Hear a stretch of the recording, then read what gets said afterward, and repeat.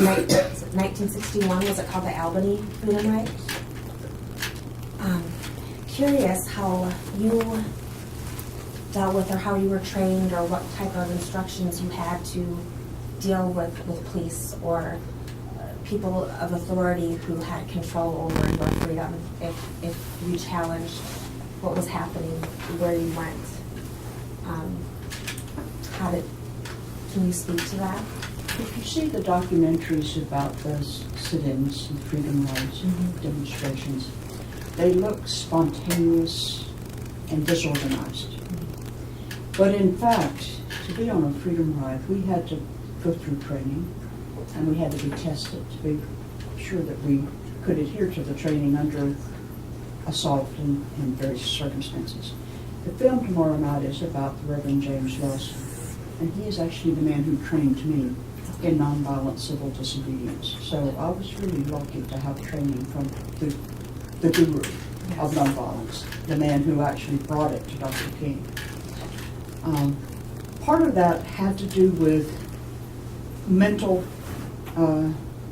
preparedness. Had to mentally be willing to accept whatever consequences came, because we knew that we could not protect our physical selves and put ourselves in harm's way in order to try to pull down the walls of segregation.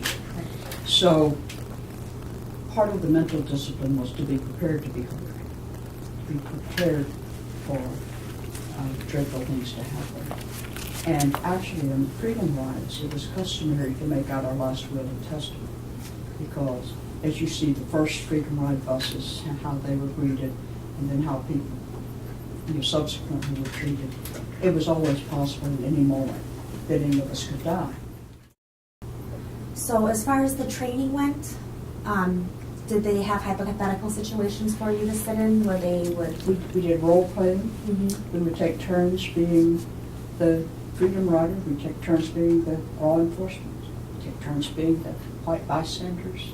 We'd have different roles and scripts. And it's interesting that we got into these aggressive, hostile roles.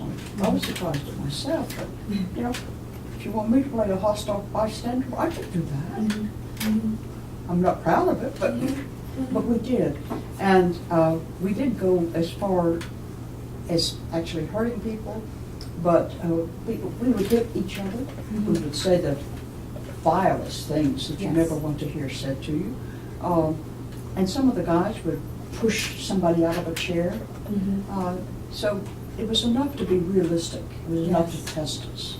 Yes, or a sort of conditioning so that it wasn't... Yes, so that when it happened during the demonstration, it wasn't the first time. So sometimes when it's the first time is when you don't know how to respond, and you respond instinctively, which is to be self-protective or aggressive.